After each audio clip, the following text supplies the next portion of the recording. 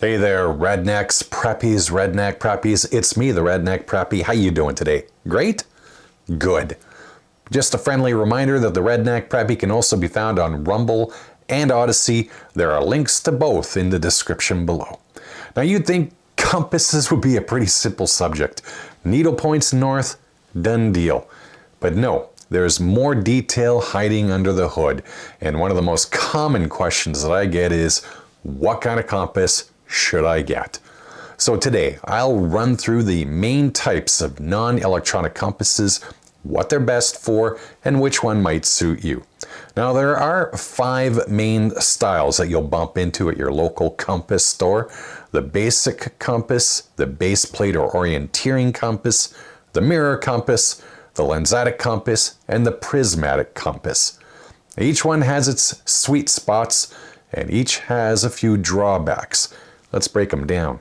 First, the basic compass. Simple, cheap, lightweight, a magnetized needle on a dial with your cardinal directions.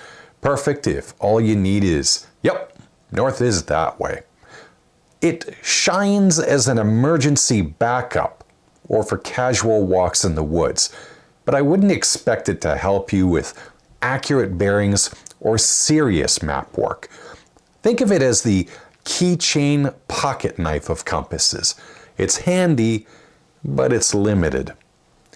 Now, if you're using maps, and I do believe you should be, the base plate or orienteering compass is where most people start. Transparent base plate, rotating bezel, ruler markings, and scales galore.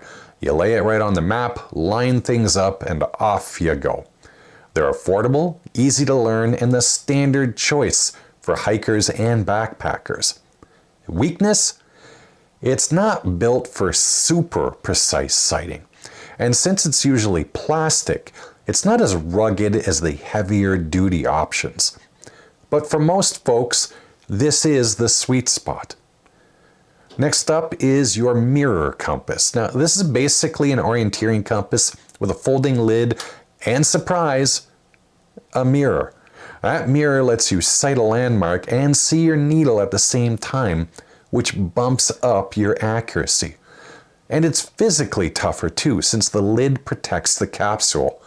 Bonus, the mirror can double as an emergency signal or help you check that weird rash you got on your last hike.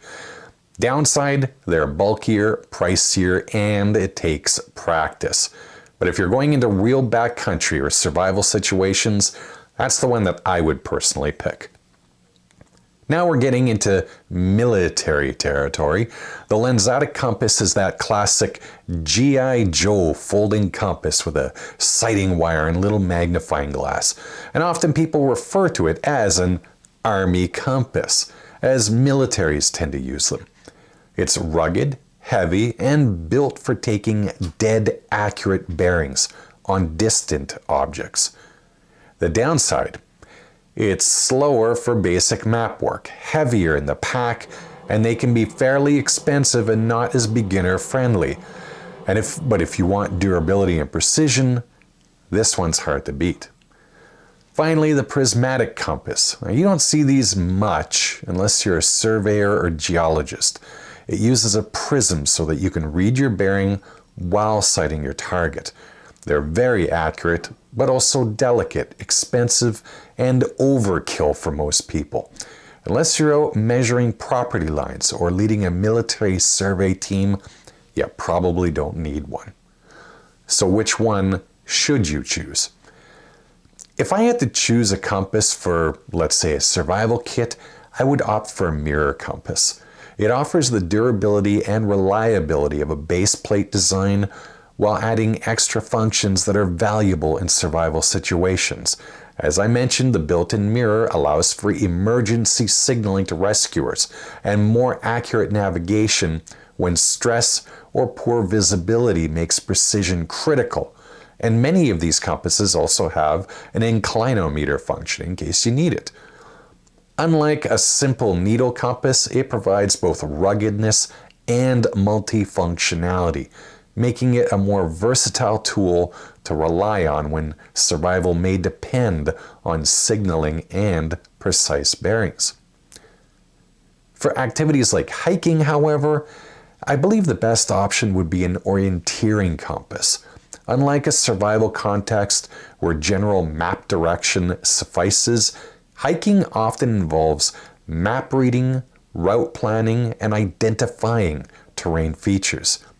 The base compass excels here because it integrates directly with topographic maps, making it easy to align bearings, measure distances, and navigate accurately through trails, forests, or mountains. It's lightweight, affordable, and user-friendly, which makes it perfect for both beginners and experienced outdoor enthusiasts who want to combine navigation skills with map work. And if you were to only end up with one compass to rule them all, an orienteering compass isn't the worst choice.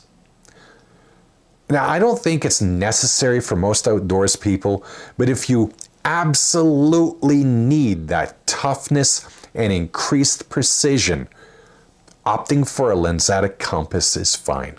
If you spend your time on expeditions in featureless environments like tundra or deserts or search and rescue missions, a lensatic compass is probably a decent choice.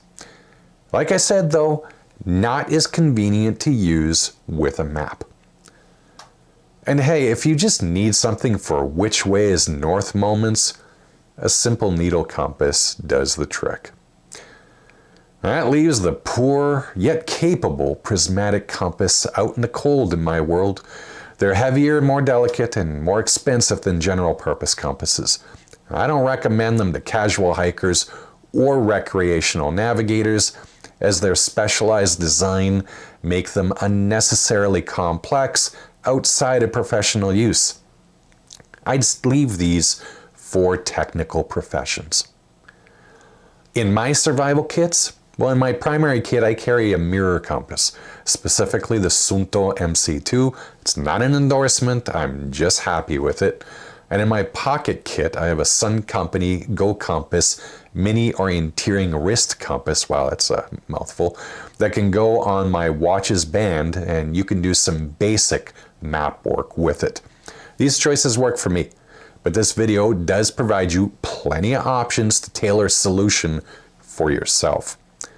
So there you go. If you knew nothing about compasses before, you know at least a little bit more now. And next time you're at the local compass store, tell them the Redneck Preppy sent you. Agree or disagree with anything I said? Feel free to tell me in the comments below. At any rate, I hope you found today's video at least be vaguely entertaining and mildly informative. As always, I hope your adventures outdoors are safe and fun. Take care, and bye-bye.